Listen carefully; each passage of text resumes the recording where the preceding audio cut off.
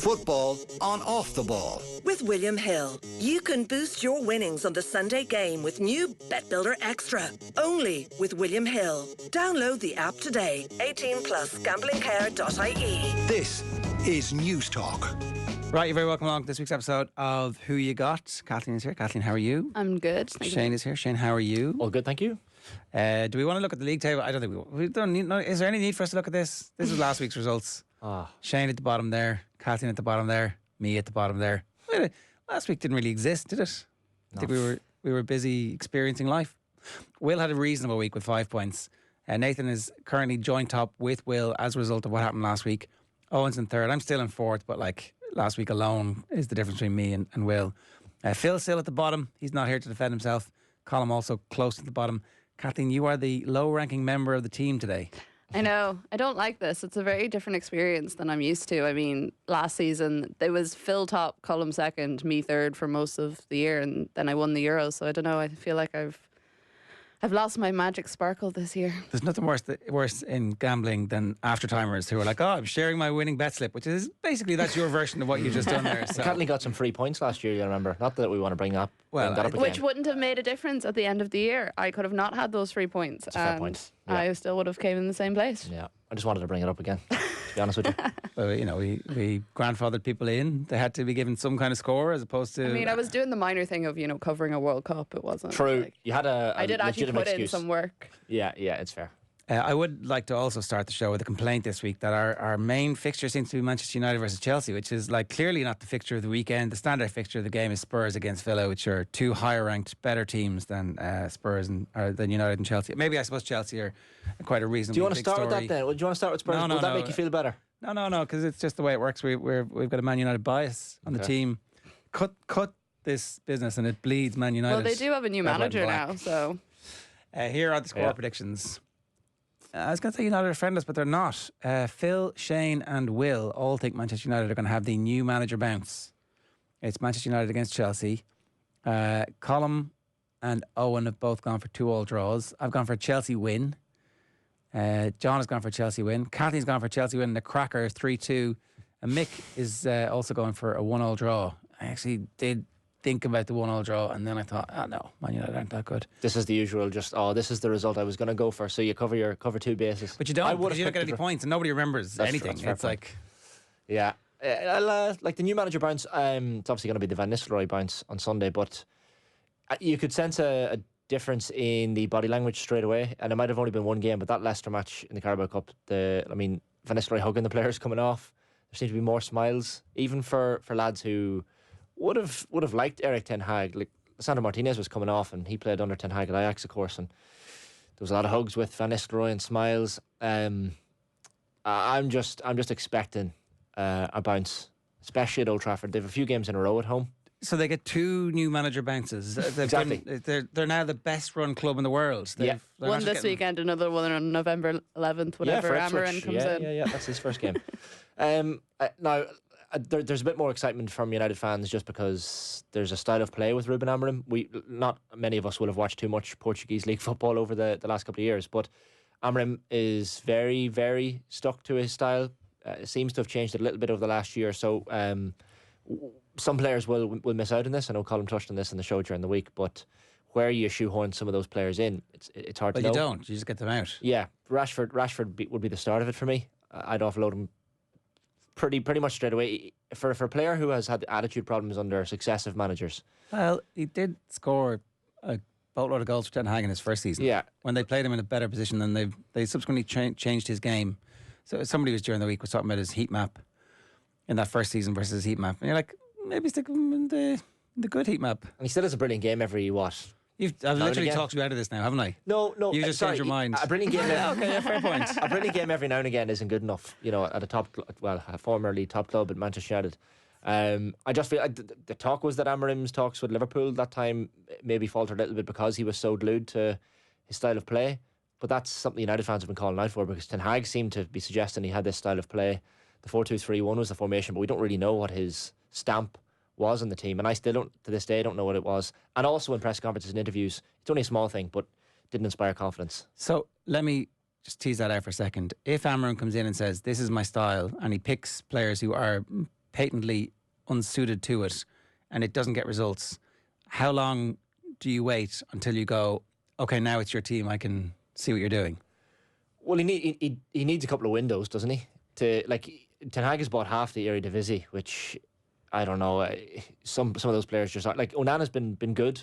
Martinez, I think United fans can get behind. Højlund will come good. I'm not convinced by Joshua Zirkzee whatsoever so far. I know it's early days. Sub. Like he's a squad member. And then Anthony, the less said about him, the better. We should do full shows on Anthony every so often just to remind ourselves of the fallacy that he's still there. Look, I think he'll have a. I like the sound of what Amorim. But say it's a disaster for the rest of the season because what he's trying to do is find out which of his players in the current squad are going to be able to play. It's kind of 2 seasons that you need, isn't it? Like, if you don't start seeing some sort of wholesale changes after 2 seasons, then it's only going one way. Jerry Thornley and Fiona Hayes brought this up on Wednesday Night Rugby. Like in rugby, generally, it's the 3rd season you get. Like Leo Cullen had, you have the bedding in period, and then you really come good in rugby. And they seem to give more time in rugby, in fairness, than football. There's a lot less patience in football, certainly in Premier League with the money involved. But he needs that season or two. If he comes in now, he has like 1 window to do anything he wants. He's probably not going to do all that much. He's still going to get used to the team. Team are going to get used to him. Then he has a summer transfer and a winter transfer window. Again, you're not going to do wholesale changes to a team in that time. He can get them running and working, but if you're looking at proper success and getting Manchester United back to what they used to be, I think 2 seasons is the minimum you probably need. When do you need to see a turnaround, though? When does it need to start looking like... Because here's the thing. Say he is a manager of Unai Emery's quality and can immediately have an impact and transform the team's shoddy work ethic and belief into, actually, we have a plan, there's an adult in the room, we know what we're going to... Or Thomas Tuchel's effect at Chelsea. Likewise, apparently he came in and after 1 training session had fixed their midfield issues and they went on to win the Champions League. So we have seen really good managers come in with a reasonable squad of players. And I think the squad is reasonable. They're all top quality internationals, largely, who have managed to reach the top of their position and country tree. That's why they're at Man United. When they got to Man United, their application and mental fortitude and football intelligence seems to have dropped off a cliff. So maybe he can fix that. Like, maybe he can. Yeah. But what if it's... Like, Klopp's first season was largely a disaster apart from a run in the Europa League. Loads of players got really injured very quickly because of the increased intensity in training. And he burned off the bad characters who he didn't want. And then the next year, I think he finished 4th. And now he's in a much better run, I think, in... second year was also Europa League, was it? Anyway, but it took him ages to get to a position. But you could see what he was trying to do. How long does the Man United fans... Are they so desperate now that actually this season can be a total write-off? But he understands that he's got 4 players who he can build a team around. And they get 3 in the transfer window and 2 more in the... So, quickly enough, you can actually begin to get players who are competent. Like he's taken over in mid-November, which means that he will probably get a freebie until May. Like, unless it's an absolute disaster, which I can't foresee. Monday the 11th is the confirmation today that we're seeing. They've announced that the 11th will be his first day at work.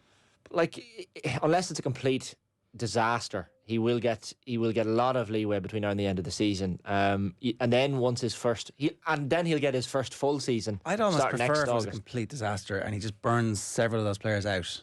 In a way, if I'm a Man United fan, I don't care. Obviously, they need European football. They'll have some form of European football, no doubt, next season. But they need it for financial reasons and for contractual reasons. But then that'll be a success. He's taken over a team in 14th, and if he manages to get Europe for next season, he'll say, "Well, look, I took them up to 7th or 8th or whatever it might be. Maybe win a trophy." He won a couple of trophies with Sporting, won a League Cup, I think, with Braga as well. So he does like a trophy and a cup run. If United win a trophy this season, regardless of what it is, Carabao or FA Cup, and then get 7th or 8th in the league, that's a brilliant... It's funny how things change. I know, I remember depressing a couple of years ago being on breakfast with you and talking about Arsenal and winning a cup. Yeah, a certain trophy. And the slagging I got. Yeah. Was it the Carabao? It was the Carabao. And then life smacked me in the face. And I think any United fan, then they win the Carabao Cup and beat Newcastle the following year, the FA Cup. I don't think the decision to keep Ten Hag after the FA Cup was a bad one. I actually agreed with it at the time. Look, hindsight is 20/20, and it's led to what, £7 or £8 million extra in compensation. probably would have been 10. It ends up being 17, and Ten Hag goes off into the wilderness. But I still think that they made the right call to. I think that the feel good factor and desire among fans was there to offer Ten Hag an extension based off beating City in an FA Cup final. It's come back to bite them, but hindsight's great. The phrase you're looking for is well, how the turntables. Exactly. So tell me, what do you think is actually going to happen in this game? I mean, these are teams at the moment heading in opposite directions, right? Yeah, it's managing to nullify Cole Palmer, really, isn't it? Do United have the players to do that at the minute? Probably not. As you saw there, I've opted for a 3-1 United victory, I think. There is just that confidence. That would be remarkable. Yeah, it would be. That would be like, truly, what? I know. This makes no sense. Yeah. You wouldn't bring Amorim in then. You just Give it rude till the end of the season. I don't know. I just think like the players, something about the body language, and you can't go off body language to pick a result of a football match. But that's exactly what I'm going off. Like the same body language they had after beating Barnsley 7-0. Is that the same? Is that what you're? Not quite. Only the we same. have recent evidence that this means nothing. Yeah, but then they're not even playing for Rude. They're playing for Ruben Amorim, who's watching from Lisbon. This Sunday, and I'd imagine a big reaction. It's a big game at Old Trafford. It's 4:30 kickoff on Sunday. The fans will have a few beers before they go in, and I would expect some sort of a sharp reaction to the Ten Hag sacking. Now it'll be sickening for Ten Hag watching on as if United were to beat Chelsea 3-1 this Sunday. But that's just how I feel. That's just how I feel, Ger. Okay. So no evidence, just a feeling in the waters. Purely on the vibes. A hunch. The vibes are back. Yeah. In fairness, if you were to pick a game that could be judged on vibes alone, I feel like United Chelsea would be it. Like, that's why I went for a bit of a 3-2. It just feels like the sort of game where there could be a lot of chaos, a lot of goals, and I think Chelsea have the better side obviously at the moment, and that's why I went for them to win. But as Colm said last week, United are the worst team to try and predict this season, because one minute they're up, the next they're down, or they're going lower than we ever expected they could. The XG has been indicative of a team who've been somewhat unfortunate in many of the games, and so you would expect regression to the mean, and that'll look like improvement. If they were just actually as average as they have been, they'd be much better in terms of points and goals. So let's try and inject some evidence of where the money is this week. David Kellner joins us. David, good afternoon to you. How are you? I'm very well, thank you. Just listening intently to your conversation about Manchester United and going with gut and feeling rather than actually who's going to be playing for Manchester United this weekend. Well, let's bring some rationale to the conversation then. Away from the gut, what do you think is likely to happen, and what's the money saying? The money's saying it's very, very even. Manchester United are 8-5. The draw 14-5. Chelsea in the betting at 6-4. Chelsea beat Manchester United 4-3 in a wild game back in April. I can see a similar scenario unfolding here, and I think that I looked at the list earlier of selections, and I believe everyone went for both teams to score in this match. Is that correct? Yeah. And I can see both teams scoring. I just think Cole Palmer will be the difference maker in this match. We saw that against Newcastle last weekend. This game is a bet builder winnings boost game, and it's qualifies for impact sub with William Hill as well. So if your player that you select goes off and the player that comes on can land that market for you, and I think Cole Palmer will be the difference maker. A bet builder that I quite like in the game is, I just think Chelsea are the better of the two sides by quite a distance. And I know a lot of people reading into what happened midweek, but Chelsea rested all 11 of their starters. Man United went with a pretty much full strength side when beating Leicester.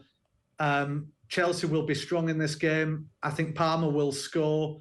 I think Chelsea will win. I think both teams will score in the game, as you all do as well. And that's around about 9-2. But yeah, I think Chelsea are just the better of the two sides. It's that simple.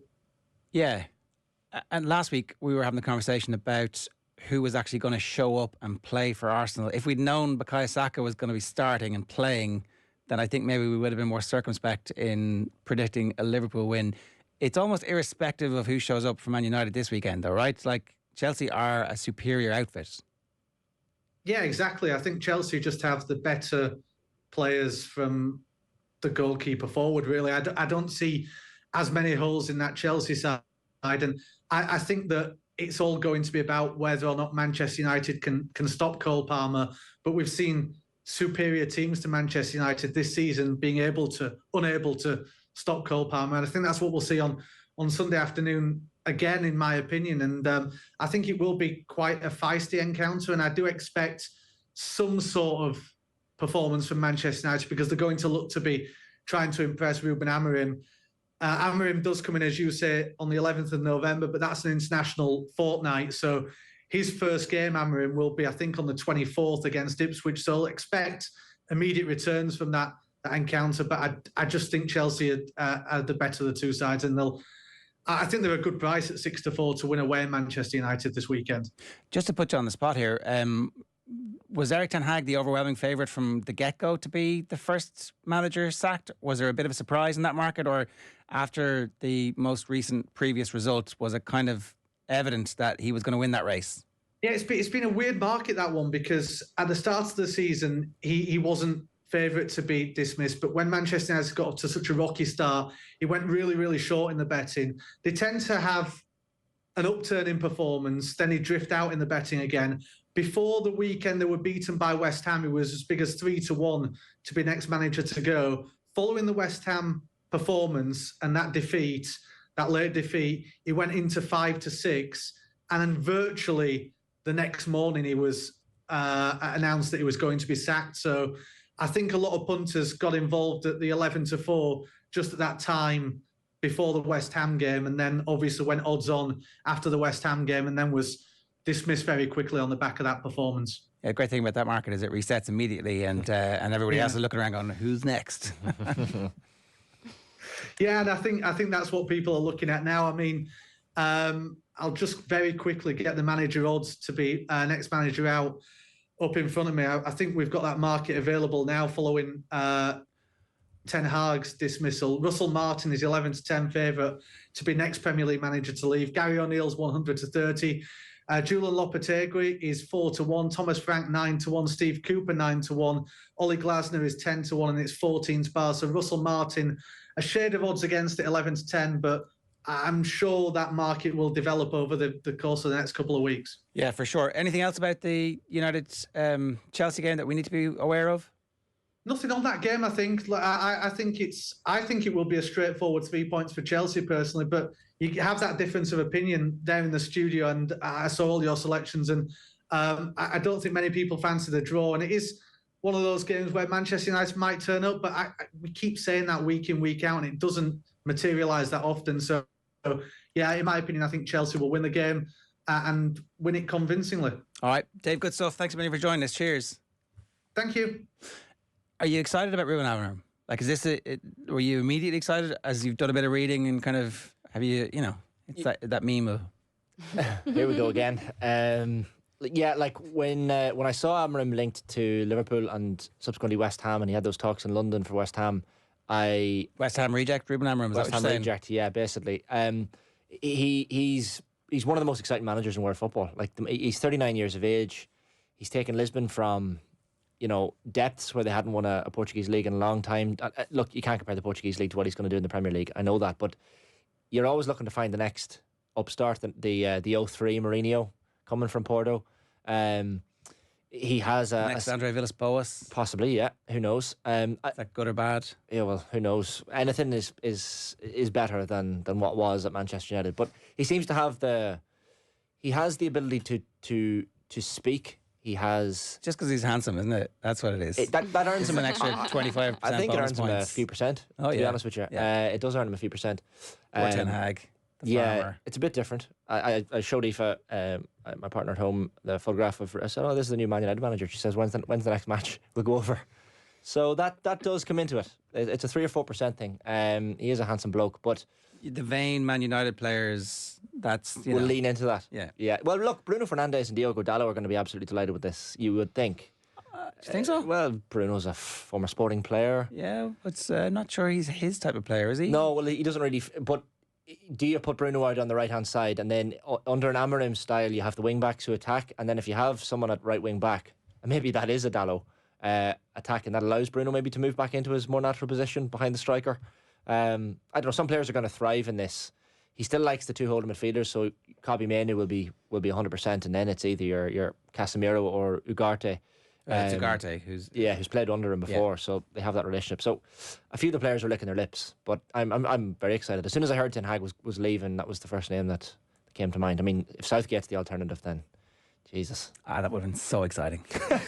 I would have really enjoyed it. Yeah, from a media perspective, yes, yeah, a little bit salacious. And also just for a non-Manchester United fan perspective. Yeah. Oh no, delicious. Let's move on. Spurs Villa is next. So Villa nearly friendless. Kathleen, you've gone for a Villa win. Mick, I think, has gone. No, Mick's gone Spurs as well. Nathan's gone for Villa win. Both 2-1. Everybody else is saying a draw or Spurs. So John's gone for a Spurs win. Homer. Mick has gone for a reverse jinx Spurs win. I have done exactly the same thing. Did I? No, I did. I went for draw in the end. Sorry. Okay, 1-1. You sound like you have regrets. Everybody else gone to they absolutely hammered Villa the last time they played, and that is fresh in my mind. And that 4-0 was it? And that was the end of the season from Villa's perspective. Spurs are going to slalom their way to the last Champions League place. We were all watching the European coefficients as the Germans slashed their way through Europe, and it didn't end well for the English clubs in getting their fifth spot. But then Spurs fell off a cliff. Didn't make any sense. So that is definitely like they were. Was it 3-0 after 15, 20 minutes? Villa played okay for the first 5 minutes, a couple of chances, and then every time Spurs got a chance, they scored, and they ran Villa ragged, and Villa looked like a shambles. And I actually think it had a fairly interesting impact. I'd love to see Villa's average position, the depth that they're defending at now, because they're nowhere near the same high line that they had last year. Even though everybody still talks about their high line, this time last year they were the most. They had the team who had the most offsides against them in the top 5 leagues. Now Barcelona are miles ahead of everybody else. So Emery has obviously changed his defensive structure, and I think it's kind of off the basis of that. So we'll see. That game wasn't an anomaly though, wasn't it? In terms of like the history between the two sides. Like Villa generally have a decent record against Spurs. Like they're generally quite close whenever they go up against each other. It's a very different stage of the season. As you said, they've had that shock to the system already. I don't know. I think it'll be a fairly close game, but I would be severely surprised if it was another hammering like that. And Villa won 2-1 in North London in this fixture last season as well. We can't forget, although you almost treat the 4-0 as a bit of an anomaly. Villa look better now than they did, certainly at that particular juncture. And like away from home this season, I went for 2-2, but like there is unlike the hunch for the last game, there's a little bit of logic behind my 2-2 this time. Like away from home this season, they've been really good, Villa. I think it's in the 6 games in all competitions. They've won 5, drawn 1, but in each of them they've scored twice. So I'd expect Villa to get a couple of goals, but then again, you'd also expect Tottenham at home to be quite dangerous, and that's why I've gone for the 2-2. I watched Spurs during the week in the Carabao against Man City, and really exciting. Like Pep Guardiola obviously naturally pointed out the injury crisis that Man City are having at the moment, and that's a fair enough excuse. And Haaland, he left on the bench. But still, Spurs look really good. So dangerous as they usually are in the counter-attack. Kulusevski was brilliant. Timo Werner scored a goal, which should be headline news all around the world, I think. So I'd expect a pretty good game, actually, in this one. We'll have live commentary this one, by the way, on Sunday, on Off the Ball, 2 o'clock kickoff, and then United-Chelsea is the second game. So I don't want to curse it, but I think there'll be goals, and it's hard to separate them, so I've gone for a 2-2. It should be a really good game. Both sides really like to play good quality football, and most of their best players are coming into some kind of form at the moment. Leon Bailey for Villa has started to play relatively well compared to how badly he'd started. He's still not perfect. Obviously, John Duran is the greatest striker in world football at the moment. True. And both sides were beaten by Crystal Palace in the last 7 days. I don't know if there's any time in recent history that you could say this about a game. I almost feel that Evan Nielsen equaliser for Bournemouth against Villa as well. Although Villa fans will hurt for it, I think it could be the best thing to happen Villa this season. Like it could be that kick up the ass. Any sign of complacency goes when you concede 96, 97 minute equaliser like that. I know it's hard to take, but it can work out in your benefit in the long term. I think those 2 points dropped could well be the difference between 5th and 6th at the end of the year, you know. So look, it's very early on, but Villa being able to scrape through after a big European game where they were clearly the better side. Mark Travers had a game for the ages, and then to concede in such heartbreaking fashion, and then to lose midweek afterwards, you're like, oh, okay. But they had a team of all their injuries back. midweek. So I think it'll be a different, stronger, much stronger team that takes the field at Tottenham on Sunday. Anything else to say about this? No. Goals galore. All right, let's move on. Next one. Okay. Liverpool versus Brighton. So Liverpool obviously played Brighton midweek and beat them 3-2.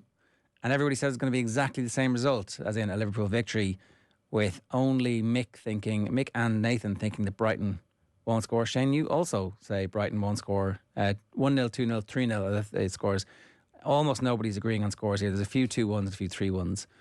I actually really think Brighton are a very good side. I think they've got genuine strength and depth, although several of the players are still very young. I like their manager. I like the style of football. Have we not been saying that about Brighton for a couple of seasons now, though? And it hasn't really... Well, they nearly qualified for the Champions League 2 years ago. I'd say that's about as... And I know, but as in, would you not expect them to have kicked on a bit more since then?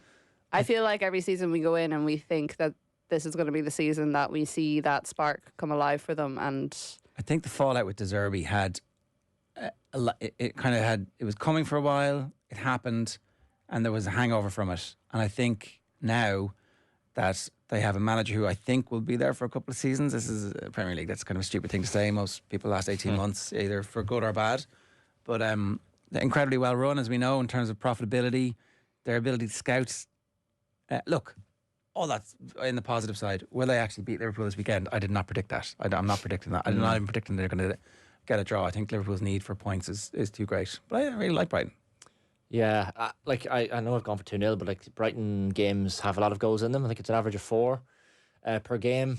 I just think you look at moments like last weekend when Brighton go 2-0 up and Evan Ferguson scores that goal against Wolves and they're 2-0 up with 4 or 5 minutes left plus stoppage.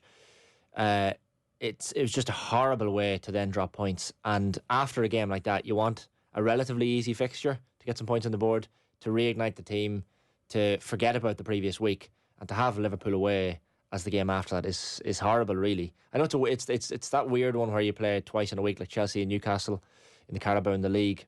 It's a strange one, but obviously there's changes made in the Carabao Cup, and only for Jarell Quansah having an absolute nightmare the other night, that game maybe could have been different. I just think Liverpool, they look so structured under Arne Slot. That's really, really difficult to break down. Herzler will be one of the managers who will absolutely relish that prospect of trying to figure it out. Calling them boring, is that what you're saying? Dull to watch, shit on a stick. I think United fans would take that any day of the week if they were getting the results Liverpool are getting, to be fair. Certainly not boring. Like I just think since that Forest defeat for Liverpool, they've copped on. Almost like the Evan Nielsen argument I had that they needed that little glitch in the matrix to kickstart their season. Liverpool possibly needed that Forest shit show to really kickstart things for them, and since they've had the 4-game winning streak since, and that could have been the moment which kickstart them. And I don't see them faltering. I don't see them dropping points in this one. Even if it was in Brighton, I don't think they'd be dropping points. So 2-0 is fairly safe, I think, for me. How good are Liverpool going to be, do you think? I think exactly what Shane has said there, that Slot has come in, and rejuvenation feels like the wrong word because they are so structured, and it's not, if you're watching them, it's not like you're getting particularly excited and being like, wow, this is a really cool new brand of football. But just like watching Arsenal. But it does the job. Well, kind of does the job for Arsenal this season. But and I think that if anything, Arsenal and City are undergoing a bit of a, let's say, like a crisis in character almost, as to what they are for the season and what sort of team they're going to be. And I mean, with City, I would have a lot more faith in them turning it around in the next couple of months than I would have Arsenal. But you don't really have that with Liverpool. I feel like there's a certainty and a calmness to them this season that they may look at challenging in a way that they haven't been able to the last few seasons if they can stay relatively injury-free and don't go through what they did last season. Winning games like this in a routine fashion, that's kind of a prerequisite for that. Yeah, definitely. Okay, and so you think that's going to happen? Yeah, I think I said 3-1. By the way, Liverpool have a seriously tough, like some people have been throwing this argument at them, that they have a seriously tough fixture list coming up, that, maybe they've had it fairly simple. I'm just looking at the fixture. So after Brighton, in the next number of weeks, including the Champions League in this, but after they have Leverkusen at home, they have Villa at home, the following game just before the international break. In Southampton away, fair enough. Home to Real Madrid in the Champions League, then home to City, then away to Newcastle, then the Merseyside derby. Like it's tough run of fixtures for Liverpool over that. So I'm not saying they're going to be found out, but I'm saying, you know, the next month is going to tell you exactly where Arne Slot has taken this team in a short space of time. Or they win all those games and it was like, wow. Yeah, exactly. Like, that's the opportunity for them, because I don't think they're going to be scared of any of those. Away to Newcastle, yeah, okay, no problems. The Merseyside derby, any day of the week. Real Madrid, flaky, could go either way. Like, they've just been hammered. There's a template there for you. Obviously, they can rip you apart, but I don't think they've fully worked out exactly how to play just yet as a team with their glittering array of attacking stars. City at home this day next month, the 1st of December. Yeah. That's going to be a big one. Yeah, that is a very, very big. So that's the 1st of December. 1st of December. Sunday, the 1st of December, yeah. the day after the election. Right. Our final fixture this week is United against Arsenal in the WSL. Manchester United are friendless. Does that make any sense, Kathleen? Off the basis of how Arsenal have played so far this season, not really. Like, obviously they got rid of Ada Bell before the international break that we just had, and that was a big move for them. They still haven't appointed a new manager. I think a lot of Arsenal fans would have expected that to come at some stage over the last 2 weeks. What's going on? To be honest, they've been very closed doors about it. There hasn't really been any leaks. There hasn't been any, these are the potential people that they're looking at. I mean, I think a lot of Arsenal fans, after the Chelsea result and just the general run of form that they had, were hoping that someone like Casey Stoney might come into the role. She, for one reason or another, was a bit of irony in the whole thing, was at the Chelsea game as a guest of Arsenal, which ended up being, you know, Adewale's last game. So everyone was a bit like, did they know this was coming? And they're treating her very well.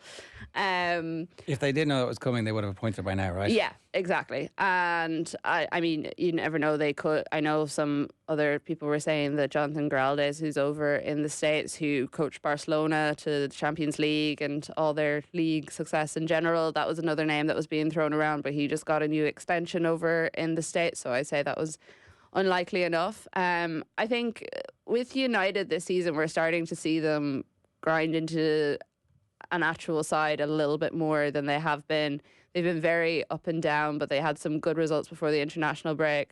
Arsenal had some very bad results, and then a bit like Rude at United had that, you know, interim manager assistant stepping up, a bit of a bounce, got a good result. So they'll be coming into it confident, I would say, because on paper Arsenal should absolutely be defeating this United team, but I'd be unsure of what sort of certainty there is around the club at the moment, considering the fact there hasn't been a manager appointed yet, and also everyone's been away on international break for the last 2 weeks.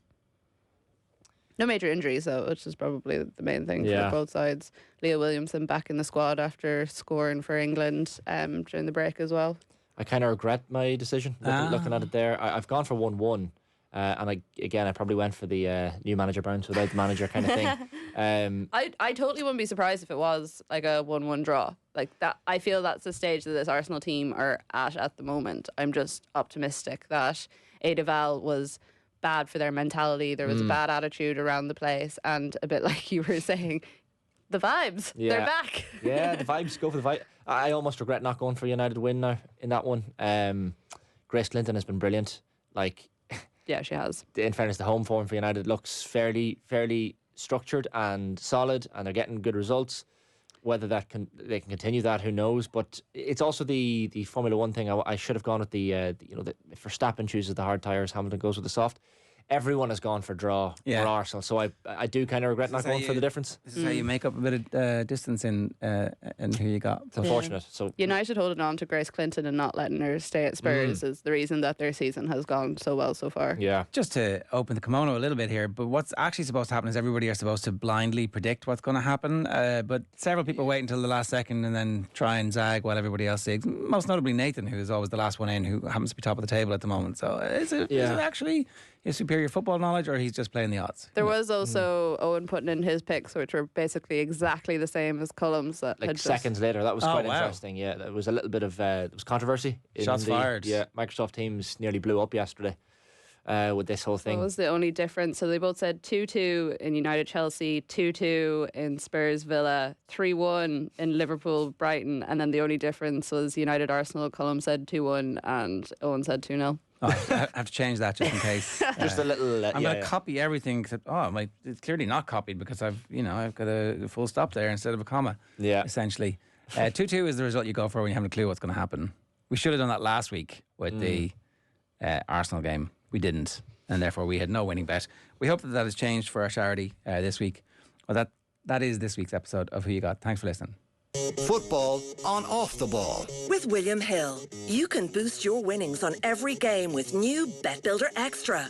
Only with William Hill. Download the app today. 18 plus gamblingcare.ie. This is News Talk.